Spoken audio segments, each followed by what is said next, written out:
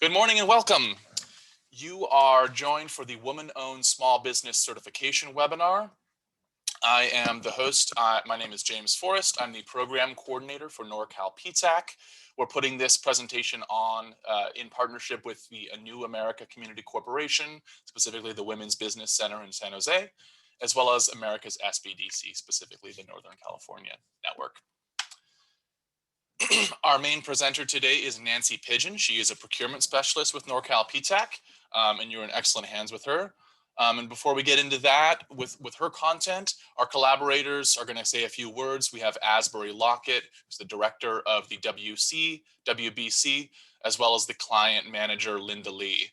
So we're very excited to have you guys back working with us again. We've worked with you before, and it was really great. So we've got a good team here. We're going to get started in just a second. And just to give you a bit of background on who's hosting the webinar, we are going to talk a little bit about our partners here, including ourselves, because we're partnered with ourselves. So Norcal PTAC, we are the Northern California Procurement Technical Assistance Center. And these sort of acronyms get out of hand in government contracting, so we just go by Norcal PTAC. We are a nonprofit program. We're funded by the Defense Logistics Agency, the DLA. We also get other state and local funds from other places. And all of this means we get to provide our services to the public at no cost whatsoever. So you didn't pay anything to join this webinar. You wouldn't pay anything to become a client. And we help our clients win millions and millions of dollars, hundreds of millions of dollars. So even in just 2020 alone, we helped our clients win $314 million. And that number is going up all the time, more than double than what we did in 2019 for our clients. So the way we do this is with three basic core services. We have a one-on-one counseling. So we have a team of procurement specialists. If you're in our service area and you apply, you can meet with us one-on-one, go over just about any government contracting topic you can think of. We can meet with you via phone, video conference, email, of course. In normal times, when we're not living in a raging pandemic, we have in-person events as well. And we have open office hours in the Bay Area. So fingers crossed we can see those again sometime in the next year. The other thing we can do for our clients, once you're in our database, once you're working with us, is set up a custom bid matching profile. This is a pretty cool tool that we actually pay for, but then we provide to you for free. And what we do is you work with your procurement specialist, set up some criteria of what sort of things that you want to keep your finger on the pulse of. And then you're going to get bids that are posted, sent right to your inbox. So you can stay on top of those opportunities, work those criteria out with your procurement specialist. So that's a pretty neat way to stay on top of everything. And then the third thing is not restricted to clients, of course, is our resources and trainings like this one. So we have tons of webinars on our calendar. We're always updating it.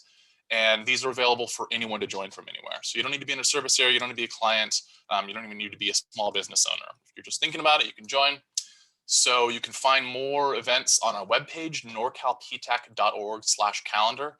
I can't stress enough how cool this webpage is. And I know it's our own webpage, so tooting our own horn here, but there's a lot of valuable resources on there. The resources tab, the calendar tab, take a look at those. There's lots of stuff that goes very, very much in depth, even beyond what we're going to be talking today. So just also a quick note that we are just one of 94 PTACs across the country, including 6 or 7 other ones, even in California alone. So if you are not in the service area and you're starting to get sad that you can't sign up for PTAC, don't worry, you're probably in the jurisdiction of another PTAC. We are bordered by the California Capital PTAC as well as the Monterey Bay PTAC down to the south. So if you want to find your local PTAC, you can click on this link, aptac-us.org, find a PTAC. You can also Google find a PTAC. You'll be getting these slides later today, so all these links will be active. And I want to hand it over a little bit to Asbury and Linda here. So Asbury, thank you so much for joining us, and tell us a bit about the WBC. Sure. Thank you so much, James. Welcome, everybody. So glad that you all were able to be here today. I see we have a really nice crowd. Again, like James mentioned, my name is Asbury Lockett. I am the Center Director at the New America Women's Business Center in San Jose. And we are part of a network of women's business centers throughout the US. There's actually over 100 in the US, and there's 14 here in the state of California. We're happy to be at the one in San Jose. New America, which is based in Oakland, also sponsors another women's business center, which is located in Oakland. So they actually sponsor two of them. We're the ones in the South Bay. And what we do, as the slide says a little bit about us, we provide both training and one-on-one services to primarily our focus is women entrepreneurs who are either starting their business or already in the business and are looking to develop the business. So we do that in typically one of two ways. We offer a variety of educational services, training such as this that we're doing. We're co-hosting with our friends at PTAC. Additionally, we co-host a variety of other training events. Plus, we do training events on our own. We also offer one-on-one services. So if you want to talk confidentially about some issues your business may be having, regardless of the area, we can help you there. And we're real good at kind of figuring out the landscape of who's the best resource for you. So say you're doing something along the lines of certification, we'd probably refer you to our friends here at Norcal PTAC. Really depends what your needs are. So I invite you to contact us, and we can kind of figure out what you're looking for, and we can make sure that you get the services that you need. And our services are absolutely free. We're sponsored by the SBA, the Small Business Administration. They provide support for all the SBA women's business centers throughout the US, and we're one of those. So again, welcome and thank you for attending this very important topic. I'd like to pass the mic to our client services manager, who is also there at our office, Linda Lee. Hi, everyone. Good morning. Thank you for joining us. So I'm a client manager with the New America. I work closely with Asbury as well as our team in the Oakland office. We are here in Silicon Valley, San Jose. And as a client manager, I take the lead in terms of following one-on-ones and scheduling ongoing appointments with clients. So feel free to reach out to us after the presentation. We will be sending out all information to all of you as well. Thank you so much. Okay, perfect. And before handing things over to Nancy here, I just want to talk a bit about the Norcal Sbdc, who are our partners for this webinar and our partners in general. That is the Northern California Small Business Development Center. They're similar to us, they're a nonprofit network, and the NorCal one is made up of 18 different centers. They're dedicated to helping small businesses with every aspect of business creation, growth management, operation, etc. So PTAC, we focus specifically on procurement. SBDC is another general business advice center. So if you're looking for something that falls outside of the specific narrow confines of government contracting, SBDC is another great resource, as well as the WBC is.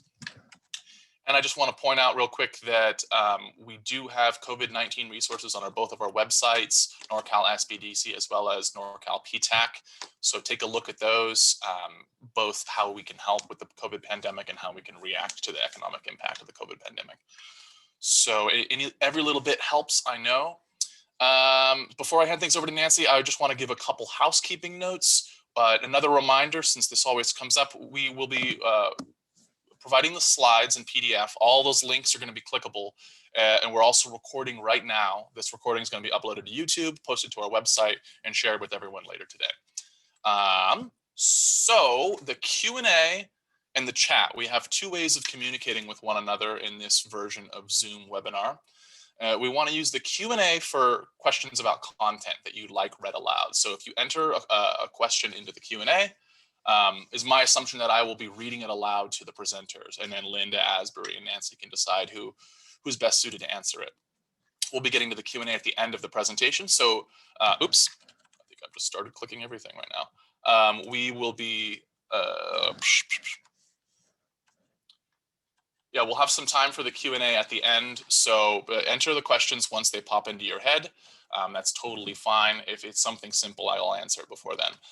But if you have a technical issue, or if you want to say hi or something else like that, not a question you'd like read aloud, you can enter it into the chat and I will respond to that as well. All right, I think we're ready to go. So this is Nancy Pigeon. She is one of our procurement specialists with Norcal PTAC, and we're very excited to have her give the main presentation today. Thanks, Nancy.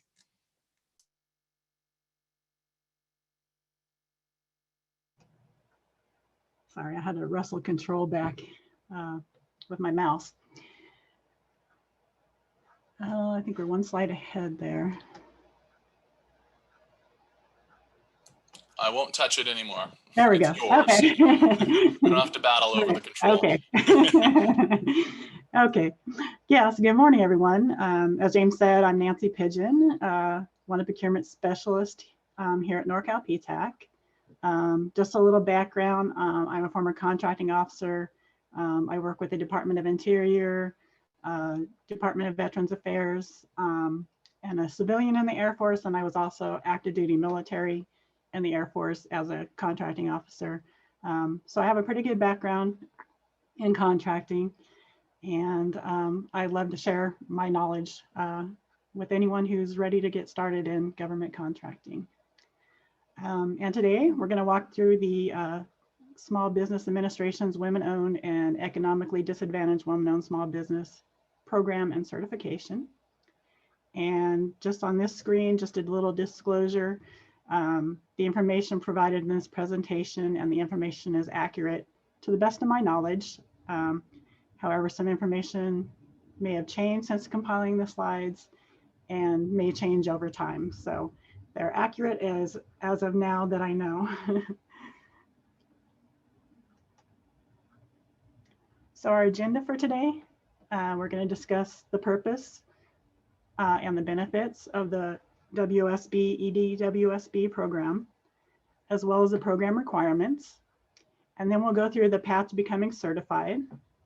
And betacertified.sba.gov is the site to apply for certification. So we'll take a little look at that. And then we'll review the timeline for getting certified, as well as how to maintain your certification once you've been awarded it.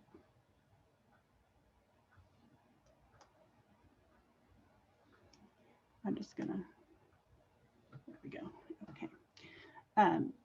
So the purpose of the EDWSB and WSB program was established in 13 CFR, the Code of Federal Regulations.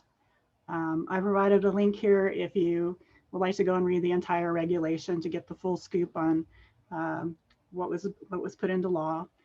The purpose of the program was to ensure that WSB and EDWSB have an equal opportunity in federal contracting.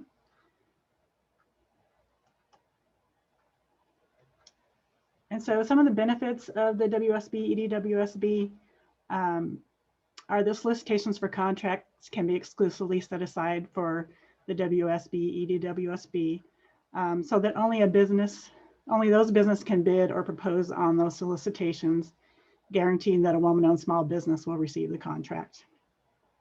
However, there is a note that only certain NAICS codes are allowed to compete for the set-asides or the sole source contracts.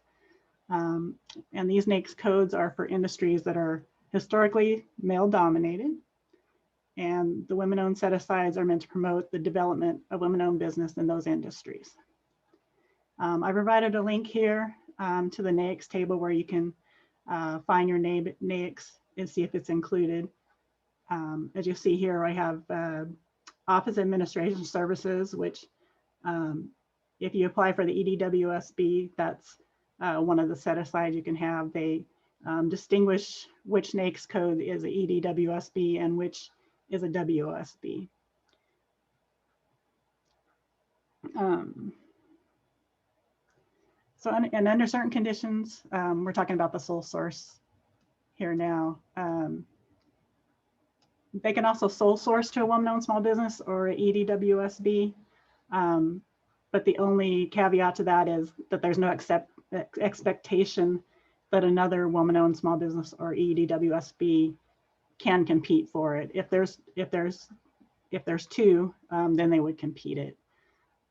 So a sole source would be someone maybe on the cutting edge of technology or a new invention where it's only available from one woman-owned small business, that they would do a sole source contract to the woman-owned small business.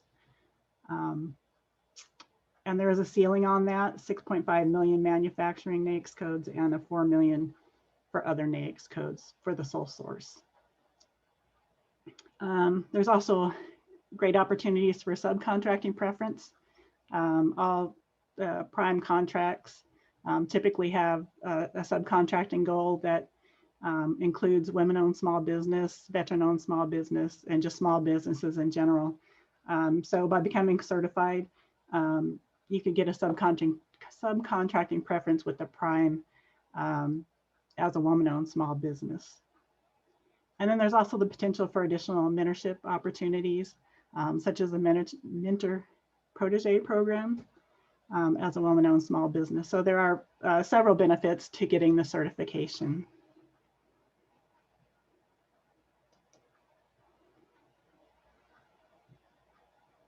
Let me bring all this up so you can see it all at once. There we go. So I mentioned the Sba Goal Requirements in the last slide. The Sba establishes the government-wide goals each fiscal year. And historically, this has been 5% of federal contracts for women-owned small business. So as you can see, the goal is not always met each year. It was last met in FY19, where we got a little over 5%. And for FY21, we were about 5 months in. So we should start seeing an increase as we move closer to September, because September is the end of fiscal year for the government. And a lot of spend occurs in probably the last 3 months because they're trying to use up all their money. They kind of save it at the beginning to make sure they can make it through the year. And at the end, they start spending and and they have to reach their goals. So they start setting things more aside for women-owned small businesses and other socioeconomic categories. So that number should grow from the 3.5 billion closer up to the 25 billion, and hopefully we'll reach the 5% this year.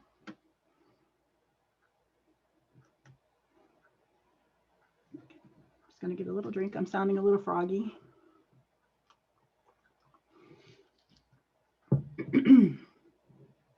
Okay, so let's go over some of the program requirements. To be eligible for the Women's Contracting Program, a business must be, one, a small business, and be at least 51% unconditionally owned and controlled by women who are US citizens. And the woman has to manage the day-to-day operations and also make long-term decisions. I say woman, but it can be women too, because there may be a company that has more than one woman who owns and controls it.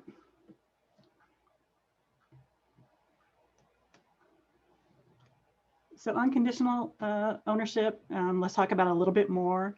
The entity again must be 51% unconditionally owned and directed only by one or more women.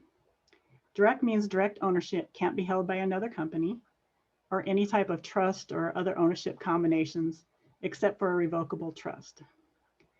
The ownership also cannot be subject to acquisition by others, such as being bought out through stock options or other means. And the woman or women must own the company with no possibility that can be taken away from her by others. So she must own it completely and with no possibility that it can be taken over by anyone else. And you have to prove this in your paperwork that you submit for your certification. It all has to show that you directly own it and that there's no means for someone to take it over from you. Okay, we'll continue unconditional control.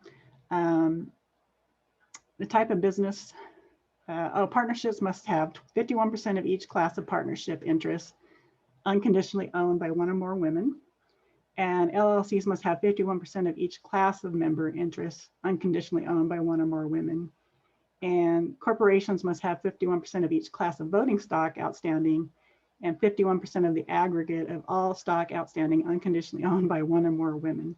And trust me, they're going to want to, if you are in a partnership, LLC, or you own a corporation, this needs to be specifically written in your documentation that you're going to provide to the SBA to get your certification. So when you're considering doing the certification, just make sure your documents reflect this.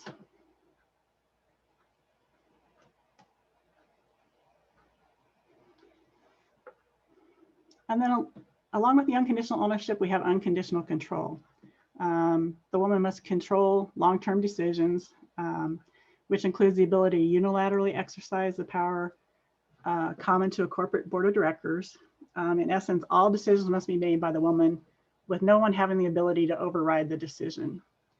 And the woman must also hold the highest position in the company and must control day-to-day management. The bottom line is must own and control absolutely the management, decision-making, and cannot be in any position to be overruled or the company taken away from the women or woman. So again, this must be specifically written out in all your documents about your company, whether it's an LLC, a corporation. Your documents for your incorporation must all say that you specifically control it, you make all the decisions, and you have to prove that nobody can take the business away from you. Those are some of the hot topics that come back in applications that I've seen returned in the system, is that the paperwork didn't definitively show the unconditional control and unconditional ownership. So I'm making a point of that in this presentation. And as part of the unconditional control is that women must hold the highest position and devote full time to the business concern during normal working hours of the business. They also cannot have outside employment that prevents her from devoting sufficient time to the woman-owned small business. So in other words, a woman must be devoted full time to the business without outside employment that distracts from running of the primary business. And again, if you're just starting up the company, you know, they will take that into consideration. You'll just have to write typically some type of statement to explain that, you know, you're a startup company. You do spend a certain amount of time to the business concern, but that you may also have some outside income that you have to have in order to maintain your lifestyle as well as building up the company. So there is a letter that you can write for that, you know, a statement that you can write if you're just starting up and you still have to work in order to build your company. Okay, so let's talk about men in the business. One of the reasons they switched over to from self-certification to making a mandatory certification is because there was a lot of fraud in the system with men standing up companies with a woman as the figurehead as a woman-owned business. But that doesn't mean that men can't have a role in the company. They can be involved in the management and be stockholders, partners, limited LLC members, and they may in some cases maintain licensure required for the business operations. So when we kind of say that licensure, so say it's a woman-owned construction company, so the men can have the license to perform the work or perform the trade, but the woman owns the company and she makes all the decisions and how things are managed, and she's responsible for all the contracts. And again, no males or other entity may exercise actual control or have the power to control the concern. This has to be specifically a woman-owned. The woman must make all the decisions for the company, but the males can have the licenses and perform the work.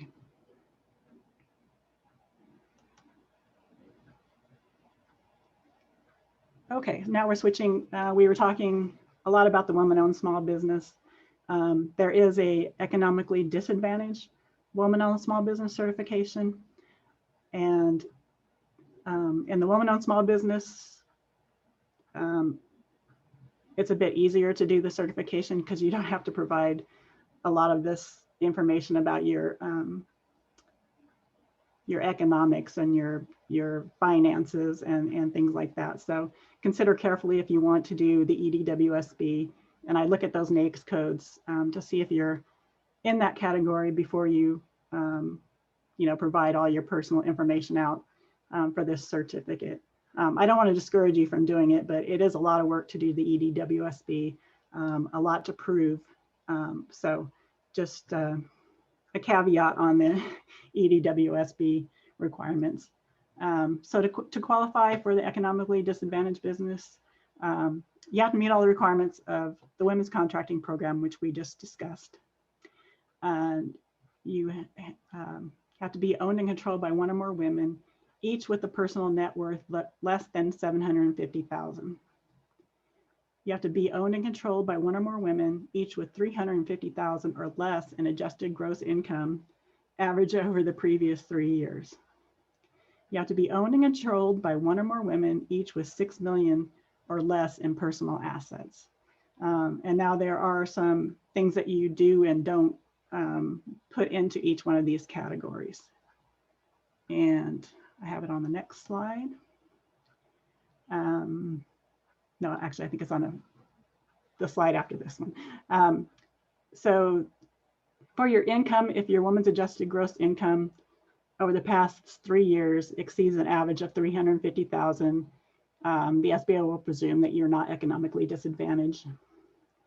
As part of the $350,000, you can exclude S Corp or partnership income if the evidence shows the income was reinvested in the company or used to pay company taxes.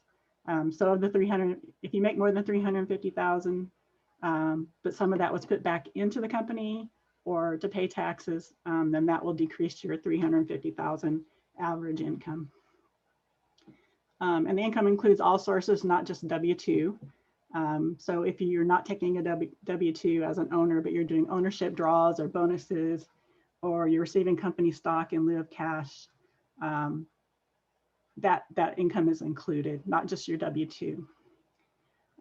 If you happen to win the lottery or have a windfall or inheritance during the tax period, you can just rebut that, provide a statement that you received, $1 million in lottery winnings or a really large inheritance, and that will be taken away from your income for that year.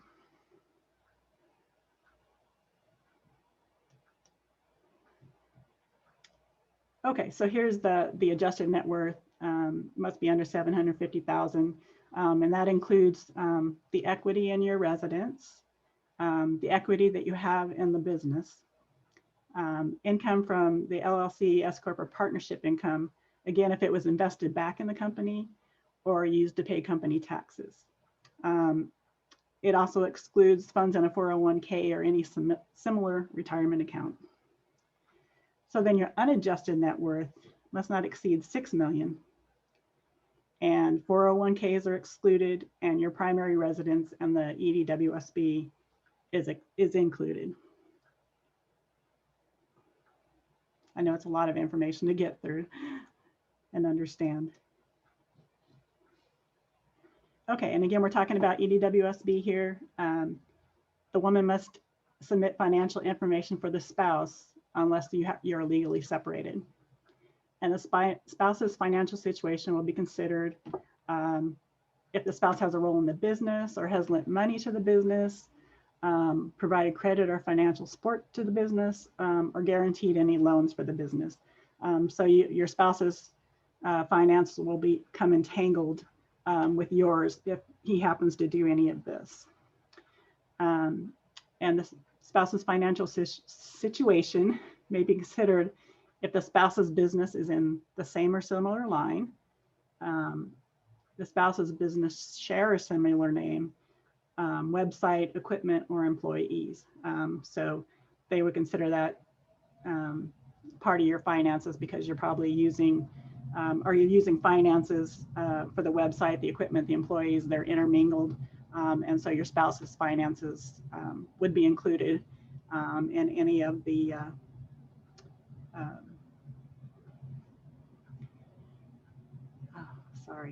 any of the amounts included in the personal income information.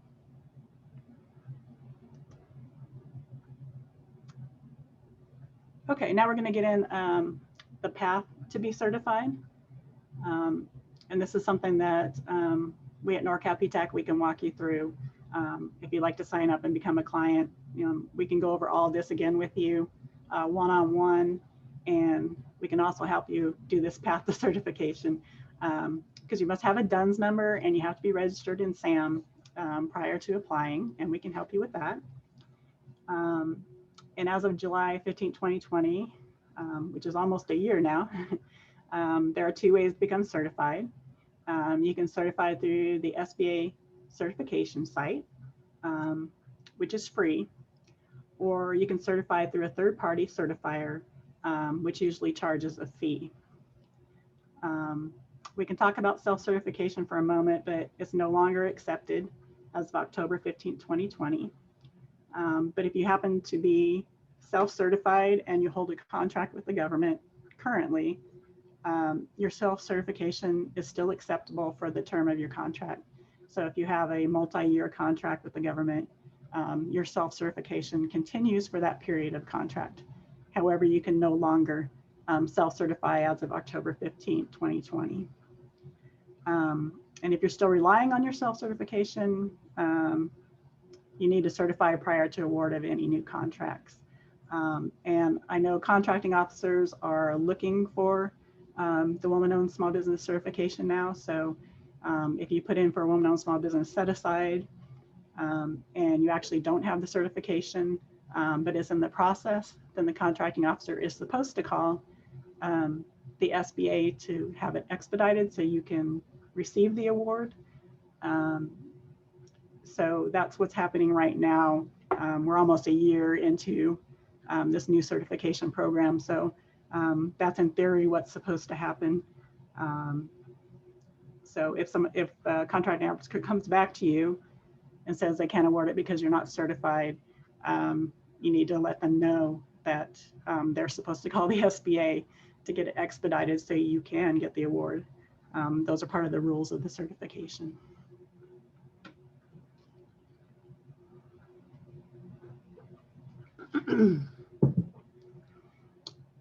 Okay. Now, if you happen to already be certified as a veteran-owned or 8A certification, you can go ahead and apply for the WSB, EDWSB, using that certification. In the application, it asks you if you're already certified. This can help you skip some steps because those 2 programs are already shows the economic disadvantage and it shows the ownership and control. So if you happen to have these 2 certifications, it'll be much easier for you to get the woman-owned small business certification because you've already had to prove your information to these 2 certifying agencies.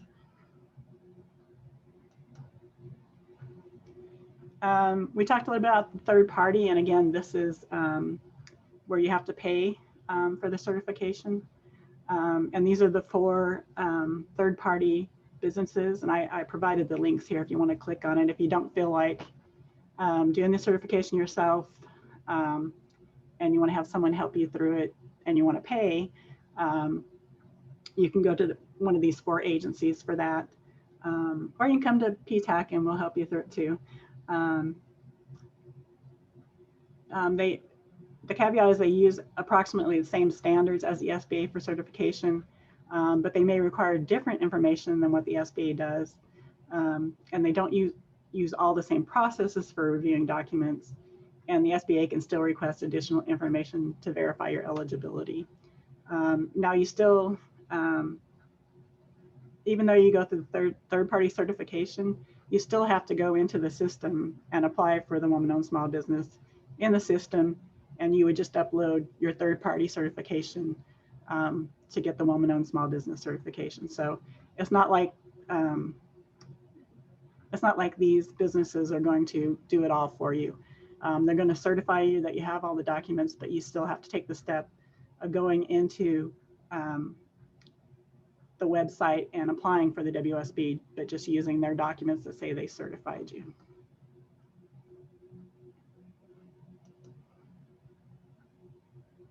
Okay, so betacertified.sba.gov is the application process. And I've put the link there for you so you can go look at it. One of the tabs in there is prepare. So if you're going in there and you want to kind of see what documents are required and how to go about doing it, you want to click on the prepare link within the website. And then they have a preparation checklist for the certification you're pursuing, either the WSB or the EDWSB. And I recommend printing the checklist so you can gather all your documents.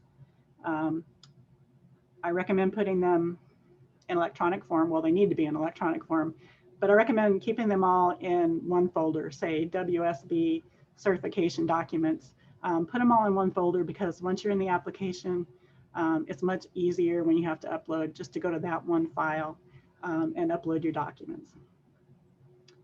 And I also want to, after I've done several of these through the application, and I've received word back and from my own clients, again, I just want to emphasize that on your documents, you need to make sure that you are following the ownership and management requirements, the unconditional control and unconditional ownership. Read your documents. You know, you may have done them a number of years ago, or maybe you didn't know all the requirements to do the woman-owned small business.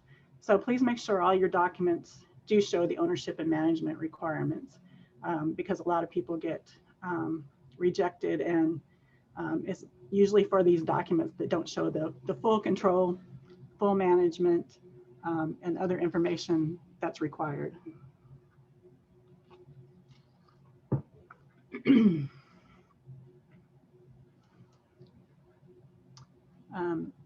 Also on the website is the knowledge base.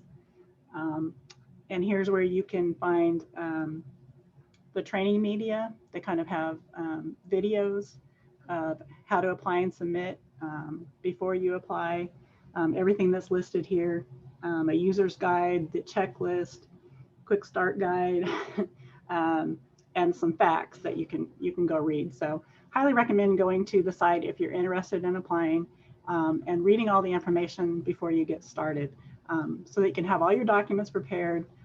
It'll make the process so much easier if you have everything that they're asking for ready to go and uploaded.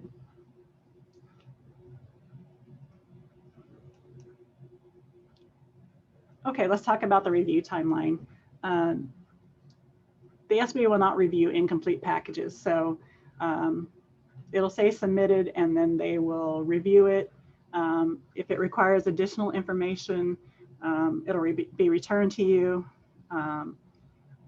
And when they return it to you, there'll be red areas in the application, and those are the ones that you have to go and fix.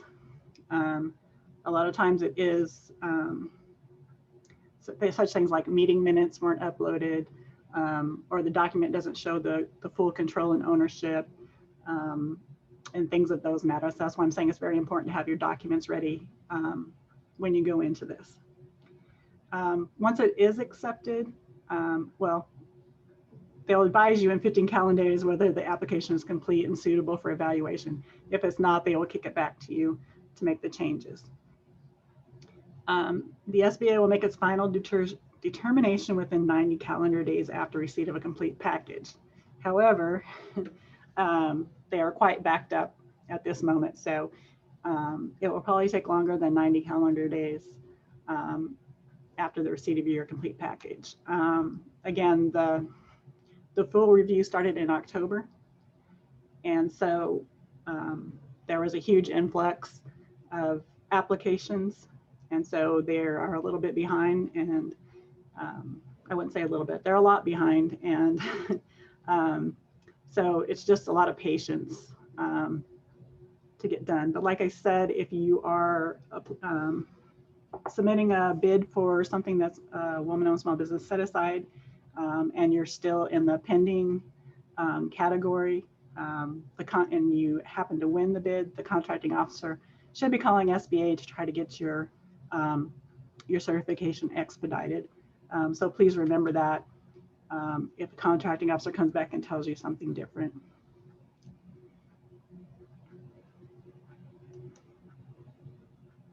Okay, so once you're certified, To remain certified, you must annually represent to the SBA that you continue to meet all the eligibility criteria. And again, you would do that right in the website. There will be a full program examination every 3 years, so they're going to make sure that you still meet the economic and that the business hasn't changed hands. They're going to want to see your full paperwork again in 3 years. And then the penalties for misrepresentation will be suspension or debarment. There may be civil penalties and criminal penalties. So please, please, please make sure that you're representing everything accurately. And again, this is to weed out that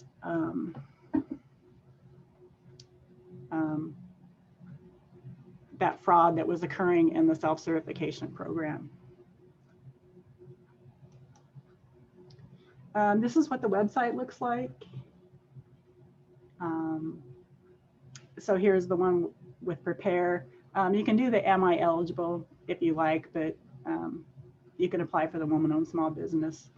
Under the help, if you're in the application and you need to ask a question, you can click on the help and it provides you a link to communicate with the people that are doing the certification. And then again, here's the knowledge base that I was talking about. They had all the checklists and all that information. When you're ready to log in, you can just push log in and create the account. If you already have an account with sam.gov, you'll just use that to log in. They have all your information already. So you can use your SAM login to get in there. Let's see. About 10 minutes. So I think we'll just go ahead and do you want to do the Q&A now, James, or do you want to do the upcoming events? Let's just talk about the upcoming events real quick. Okay. So, I'll get you advance there. the slide there. There we go. Okay, yeah, we have tons of upcoming events, but we're just going to highlight 2 of them coming up this month. These are all on our calendar on our website, norcalptac.org/calendar. But we have an intro to government contracting webinar that we've partnered with the County of Santa Clara. So that's going to be informative, especially on county local-based contracting. It will be somewhat specific to Santa Clara, but I think it's also going to be quite applicable to general, especially California contracting. So we also have marketing strategies for California Sb and DVBE certified business. That's small business and disabled veteran business enterprise certifications. So those are applicable for California. I guess there's a federal as well, but those are California certifications there. And that's Thursday, February 25th. Both webinars are at 10 a.m. So go ahead and take a look at those and sign up for them if you're interested. And we do have plenty of time now for a Q&A. Just want to let folks know if you do have to leave early for whatever reason, I wouldn't recommend it. The Q&A is always very informative, but we do have a satisfaction survey that you should be directed to once I end the meeting. Once you leave the meeting, that would be really helpful if you just fill it out. You can do it anonymously. It takes just a couple seconds. All right, so let's get to the Q&A here. Bring up the questions. And what I like to do with the Q&A is, like I said, I read them aloud and then any of the panelists can answer them if they'd like. Some of the questions, you know, if someone asks a question at 10:10 and then that topic is covered later in the webinar, I'm not going to go through and not ask the question out loud because I don't think it hurts to hear the same information twice. It can serve as a sort of review. So I'm going to go ahead and just go through. We got a couple questions about what a sole source is. Yeah, I see that. Okay, I'm sorry if I skipped over that. Sole source just means it's a single source. There's only one source that can provide that, or the government has found that only one source can provide what they need. So a sole source is a single source that they just go directly to and write a contract. Okay, thank you. Lionel is wondering how do you find NAICS codes? It looks like they have an air duct carpet cleaning business. That's probably going to fall under janitorial. So for specific questions like this, you might want to, if you're in a NAICS site for searching, you might want to put janitorial and see what falls under janitorial. I'm pretty sure it's a janitorial NAICS code. If not, you can always sign up for PTAC and we can help you finding a NAICS. That's one of the things that we do. So no problem with that. So if you still have trouble, go ahead and sign up with us, and one of the counselors will be happy to help you find that and help you with your business. Perfect. And Christina is wondering, Yes. can a business be a sole proprietorship? Yes, you can be a sole proprietorship. I kind of don't go into that because a lot of the requirements are for the LLCs and the corporations and things like that. But yes, you can be sole proprietor, women-owned small business, and get a woman-owned small business certification. Okay, perfect. And some folks are entering questions into the chat, and it's for technical reasons, it's difficult to follow both the chat and the Q&A. So if you could enter your questions into the Q&A, then we can all follow them together. That would be really helpful. So if you did enter them in the chat, go ahead and re-enter them into the Q&A.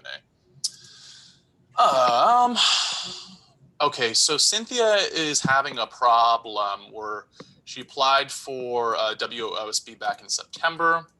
And it said it was in progress, and now when she logs in, it asks her to claim her business, but she previously claimed it.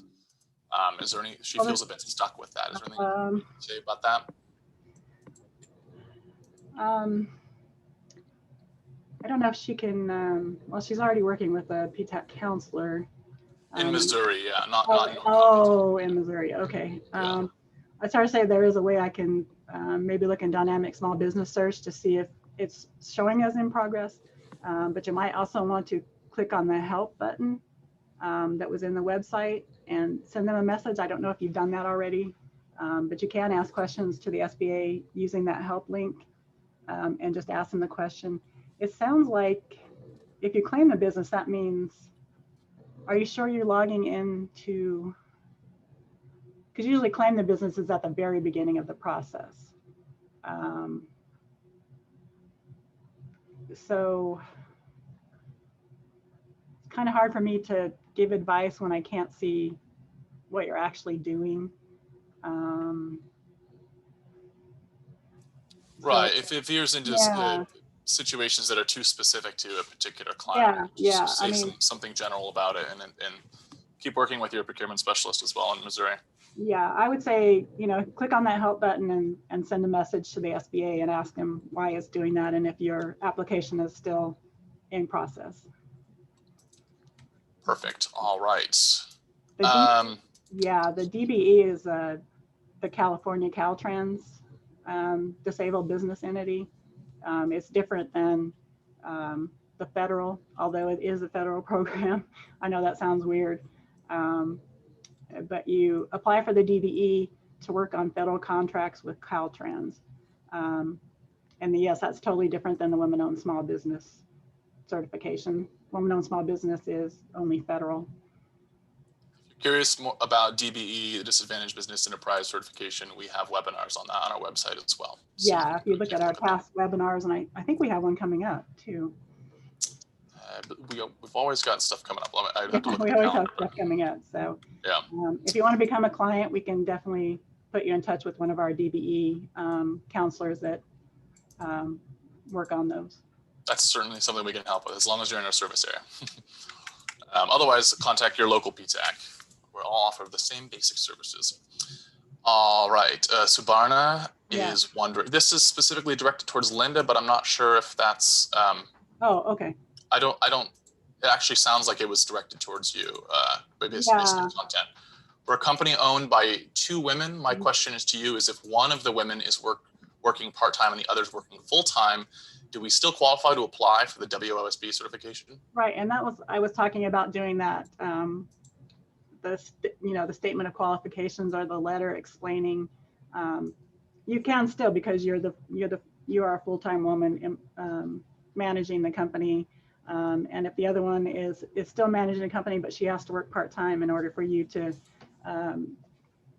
bring up the business, you can just state that in a statement saying, one owner works full-time at the business and the other works part-time because she has to still work or bring in money to make ends meet. So it'd just be simply, you know, spelling that out for the SBA of what's going on in the business. It's, so we have a question here. What is the difference between in the certifications? Could you talk about advantages, disadvantages? Oh, okay. Well, I kind of talked about them on one of the slides, and again, I stated the woman-owned small business. That's simply just, you know, providing information about your business, that you manage it, you control it, you know, those simple documents, all about your business. If you go into the EDWSB, and again, I want to emphasize looking up your NAICS to see if it's an EDWSB, then you're going to have to provide all of your personal financial information. So, you know, kind of weigh that out on which one you would like to do. If you definitely want to go for the economically disadvantaged and provide all of your financial information, it takes a lot more work. There are a lot, if you look at the NAICS codes, there's probably a lot more women-owned small business NAICS codes, although they may add more of the EDWSB. They're updated every few years. They go and look at industry and see which industries are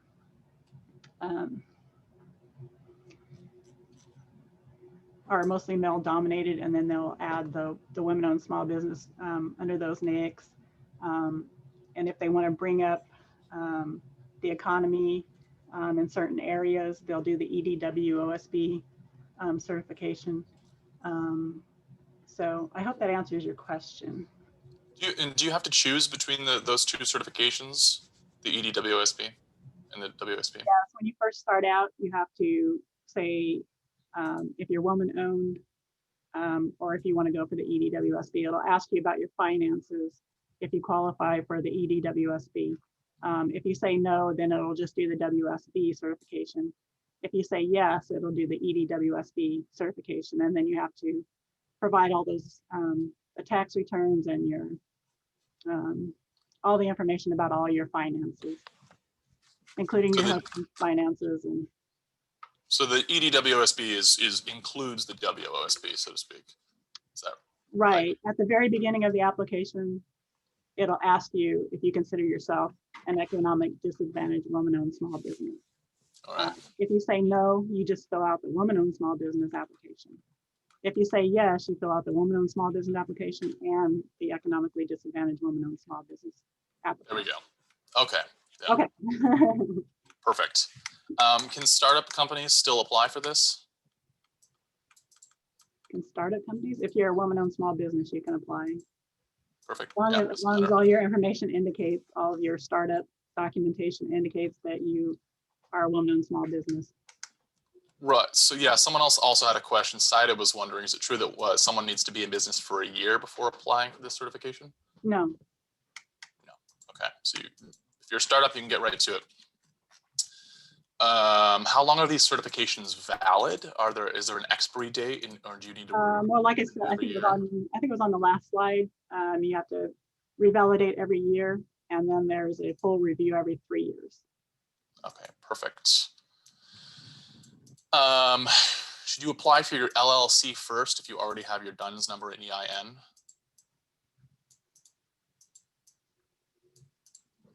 Usually you have your LLC before you get your DUNS number and EIN. So yeah, that's what. Are you going from maybe you're going from a sole proprietor to an LLC? I don't understand that. Usually you have your LLC and then you get your DUNS number and you get your EIN. But if you're going from a sole proprietor to an LLC, then you'd have to redo your DUNS number. You'd have to call DUNS and get that all changed, and you'd have to let the IRS know that your EIN is now an LLC. I'm not sure if that's your exact situation there, Sabrina. So if you were switching from a sole proprietorship to an LLC, would it make more sense to do that before applying? Right. Yeah, you need to have the document of how the business is going to be. So if you registered your DUNS as a sole proprietor and you got an EIN, so you didn't have to use your social security number, and now you decide to be an LLC, you have to do all the LLC paperwork. You have to change your DUNS to reflect that you're now an LLC, and you'd have to let the IRS know that you're now an LLC. So, but that's something counselor can help you with if you want to apply for services. We have someone who's wondering if there's anywhere they can review sample letters to support startup owners that are still working full time. Yeah, I don't know of any sample letters. It would just be a heartfelt letter just outlining the information, that you have a startup business and you devote so much time to that. And then you also, because it's a startup and you need income, you have to devote time to a regular job. It's just a simple heartfelt kind of letter that written to them. It's just a statement of fact. All right. Terry is asking if we suggest starting with PTAC or Sba Protege Mentor. I don't really know much about Sba Protege Mentor, but I can always recommend starting with PTAC. We're pretty easy to get on board with. Yeah, so I don't know, because Sba Mentor Protege, you should already be in business and have your SAM and everything like that, and probably already an income, and so you may be a couple of years in before you do the Protege Mentor program. The PTAC, we help you get started with your SAM registration, doing the bid matching so you can see what opportunities are out there, and then we help you with the solicitation, help you review whatever you're going to bid on. So they're kind of like two separate programs.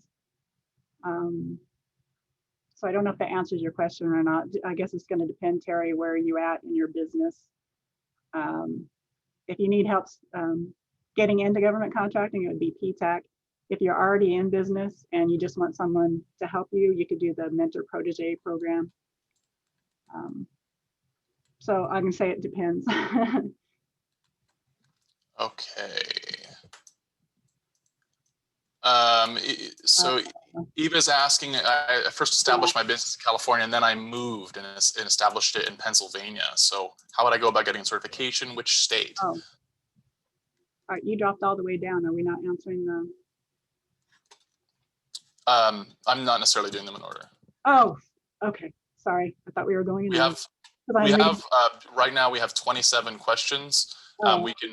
It's up to you, Nancy, how long you want to have the Q&A go. Are we I've started assuming that we won't be able to address every single question. Okay. Well, the one for Courtney, I don't know how long it's going to take, if it's 90 days or less. I haven't seen anyone who's done the third party put in for it.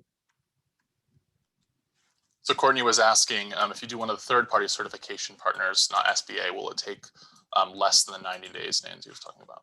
And so you don't know.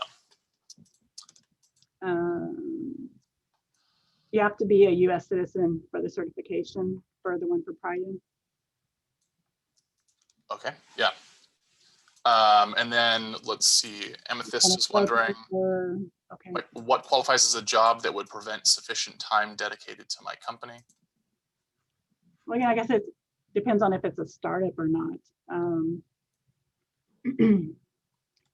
I mean, if you're a startup and you have to work full time at that job, and then you come home and you work, 8 hours in the evening on your, on your startup or your company, it's just, again, another, statement of fact that you would have to, send to the SBA to show them that you do spend time on the company, but it's not your primary job at the moment because you're still trying to build it up.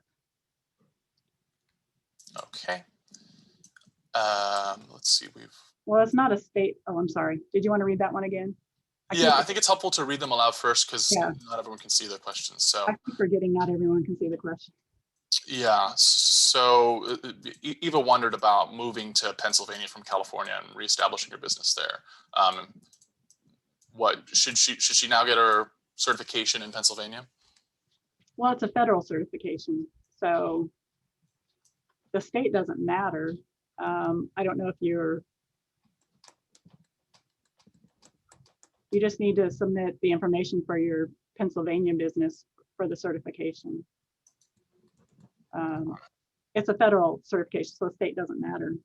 Yeah. As long as you have your business documents correct for the state that you're in. All right, that's nice and clear. Sherry, if you're looking for a PTAC in your area, you can go to the link that we had on one of those slides, aptac-us.org, and then find your state and your county. I can also just Google find a PTAC, PTAC Georgia State, usually comes up. We've got some thanks here. Thank you, Christine, for joining. Can we be both MWOB and DVOB? I'm not familiar with those. We're forming an all-women minority business with 2 of the 4 women being disabled veterans. There is no such thing as MWOB in the federal. It's just WOSB. And it would be SDVBOB for the disabled veterans. Just depends on if the women, 2 of the women are disabled veterans, have they already certified through the VA as a disabled veteran? That would be the question. Then you can use that certification to get you through the woman-owned small business certification. Okay. But if you're saying, can I have WOSB and SDVOSB? Yes, you can. Okay, great. Kim is asking, are questions in staffing and recruiting service, will the WOSB certification help us getting business with the government in this field? Well, it'll make you eligible for women-owned small business set-asides. So you'd have to go, you can go after those. Getting business, it just depends on what's available, what the government puts out, what's available, and whether you can bid on it. So I can't say that it's going to definitely help you get business in the government, because you get the certification and you still have to do the work of trying to get the bids and the solicitations. And if they set aside for women-owned small business, that's even better for getting into it. Thank you. And Chris is asking, can you use any NAICS codes that apply to your business? Has to be your primary NAICS code. Primary one, okay.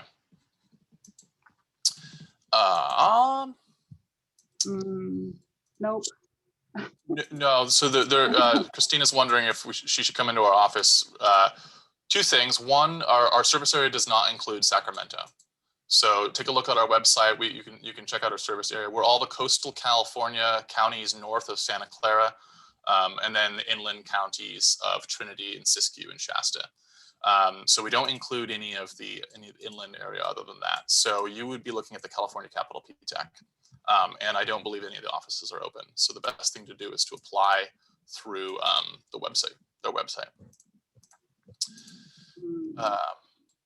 What for certification, what information is expected in a corporation's meeting minutes? Just want your meeting minutes, whatever you record during the meeting. However often you have your meeting minutes, annual or quarterly, there should be meeting minutes that come out of that meeting, and that's what they want. Nothing specific, the kind of format they're looking for in a meeting? Well, that's kind of a business question. I don't really know. If you stand up a corporation, there's certain things within your incorporation that tell you that you have to have meetings, and you have to take meeting minutes of, the annual meeting of the board or things like that. And I don't know the business, and I don't know what your corporation documents say about your meetings and how you will record them. So I can't give advice on that. Okay. Renee is asking about a NAICS research site. When I attempt to qualify on the SBA site, it bums me because I don't have a NAICS code. Yeah, so how do you because you don't have a NAICS that's within the set-aside NAICS code, but you can still apply as a woman-owned small business. You just won't be able to do any set-asides. Okay. And as far as where to find NAICS codes, you did a webinar on that, right? Yeah. So you can find that webinar on the website. Well, no, she's just saying her NAICS code. If she does the do I qualify, it'll bump her because her NAICS code is not one of the women-owned small business NAICS codes that are used for set-asides. So, but she can still apply to be a woman-owned small business. She just, when they do set-asides, her NAICS won't come up for the set-aside. Looks like she does. She's saying she doesn't have a NAICS code. She's not sure where to find. Well, she's saying that she goes to the SBA side, it bumps me because I don't have a NAICS code, how to search. Yeah. Oh, okay. I'm sorry, I was reading that wrong. If you just do a simple Google search on NAICS search, it should bring up several sites that you can do a NAICS search on where you can just put a keyword in and it'll search the keyword to find a NAICS code. All right. Thank you.